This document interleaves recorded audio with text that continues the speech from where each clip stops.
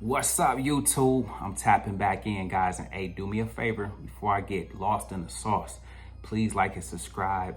Do me that one favor, and please make sure and help to get this video at least a minimum 2,000 likes. Okay, do me that favor, guys, and let's go ahead and dive into it. Matter of fact, class is in session on this one, so take some notes, buckle up, man. You guys have mentioned, or several have mentioned, that they're tired of this market. They're tired of this bear market. They're waiting for better days or waiting for the green days to return.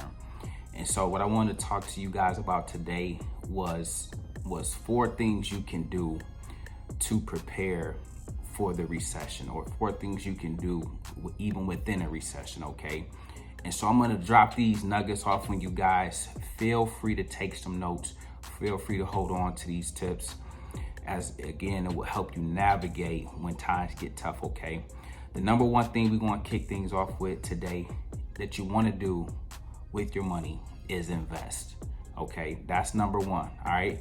You want to invest, you want to begin to buy assets at low and attractive, not only valuations, but also prices, okay? And right now, with things being 30, 40, 50, 60, 70, 80, 90% down in the stock market, guys, there's no better time. We often, and I say we as an investor, we often look at this as not only one of the greatest wealth transfers that we're about to partake in, but also one of the best buying opportunities of a lifetime. So if I can't charge you with anything else, I would encourage you guys to embrace investing, okay? Chris, what should I invest in? What is a good thing to invest in a downtrend, during a bear market, during a recession, okay? Guys, tried and true, that would be something like a long-term ETF, okay? Something that's long-term in nature for you, like VTI, for instance, okay? I often talk to you guys about the fact that this is a stable, not only in all of my portfolios, but again, how I achieve financial independence through investing in this just over the years, okay? And one thing you want to have is something like this for your long-term play, okay? And this gives you exposure to various sectors. This gives you diversification within your portfolio. And for those that are still working, for those that are still grinding, for those that are just living busy lives, again, you can have this and then have exposure to the stocks you know, like, and love without having to keep up with them individually, if that would help you navigate, or if you know you don't have the type of job where you can look at the computer or your phone all day. So please consider VTI on your journey as one of your investments, okay? For me, I have VTI. I also have VTSAX. They're one and the same. It's just when you hit a certain threshold in terms of dollar amount, the ticker symbol change, okay? With that being said, guys, the number 2 thing that I want you to do in a recession is develop your championship mindset, or continue to cultivate your championship mindset. This is your winning mindset, your winning mentality, okay? Again, I can't speak for all the things that go on the internet. All I know is how to talk to you guys about what I did to achieve real success, okay? And it started with my mindset. It started with my mentality towards money, my mentality towards life, my mentality towards the things that I wanted for myself, okay? And so developing that championship mindset not only is key in general, but it's key during tough times, or it's key during periods where the world might make it look like it's a tough time, when really, as I often say, we should be encouraging you guys to be investing and buying stocks and buying great companies that you know, like, and love during this time, okay? So with that being said, developing that mindset right now, developing the mentality that you are going to change the trajectory of not only of yourself, but your family when you come out of this, okay? When we come out of this, okay? It gets greater later, and the later is only right around the corner. These particular bear markets on average may last 10 months. We might go down 30, 40%, okay? And once that runs its course, guys, then we can start seeing the light at the end of the tunnel, okay? And so developing that championship mindset right now, getting your focus right, getting your perspective right, making sure you're not being fed wrong information, listening to negative people, negative voices, negative sentiment towards the market will really play a key role in how you guys move forward, especially navigating a recession. And then guys, you already know, man, build that emergency fund up. I did a short not too long ago talking about how those of us that have reached financial independence kind of help navigate through these tough periods. When you retire, you're no longer making consistent W-2 income or whatnot. But again, your emergency fund comes in handy so much because around here, goal number one is to get that $1,000.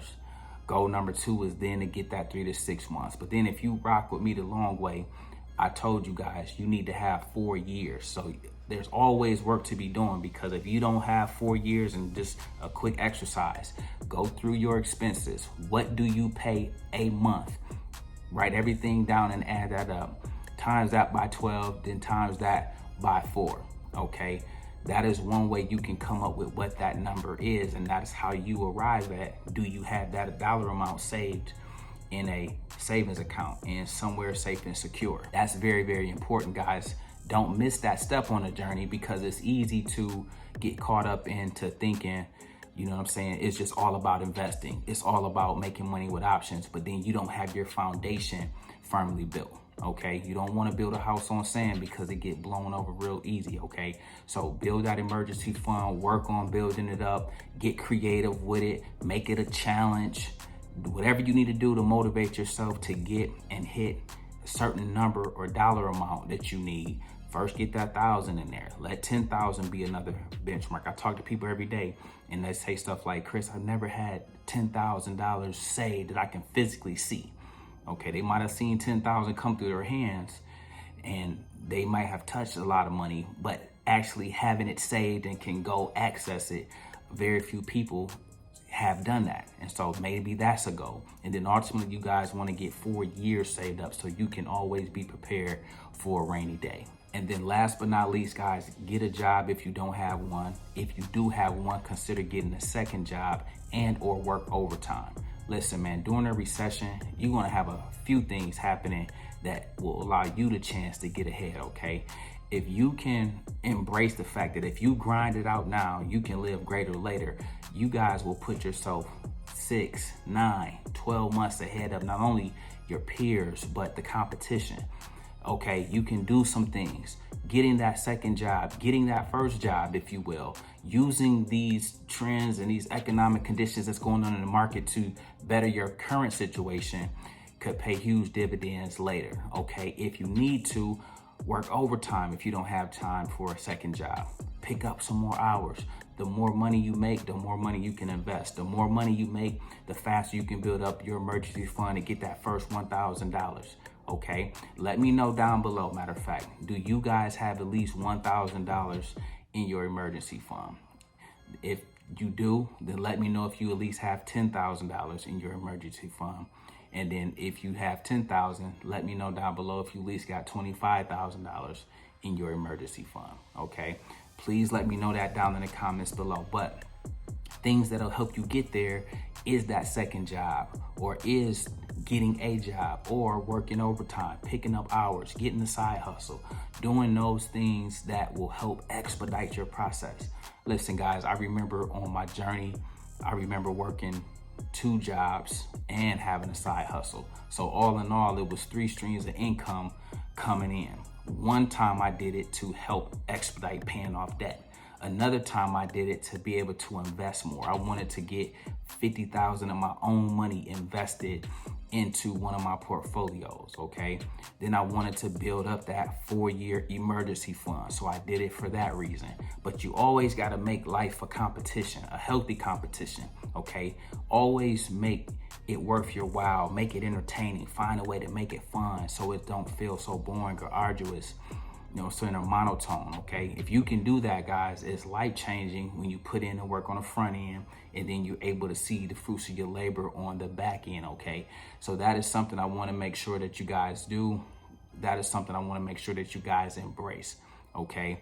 I know you're tired of this market. I know it hasn't been easy for those that just now joined and don't fully understand the dynamics, okay? But on the flip side of that, or on a opposite mindset of that, is, oh, if you got a longer time horizon, if you're a young person, this is the greatest market you could ask for when you first get into the game. Let me know down below if you guys are excited about the long-term potential for where you and your money and your overall wealth will be after 5-10 years from now coming out of this, okay? Because that's how you need to be looking at this, okay? If you're not looking at it from that lens, again, you might have to wipe the lens off a little bit and change your perspective a tad bit, okay? But that's what I wanted to put on you guys today. Those 4 things are some of the things you want to do to prepare for a recession, or for some of us, we already know we're in a recession, okay? I'm not going to get into the technicalities of all that little stuff.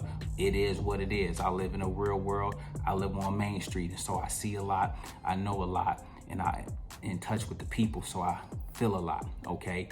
With that being said, guys, up next is our question of the day, and our question of the day is, should I invest or pay off debt? Listen, man, I got this question, and I said, man, you know what? Next video that I make, I wanted to bring this to the family, okay?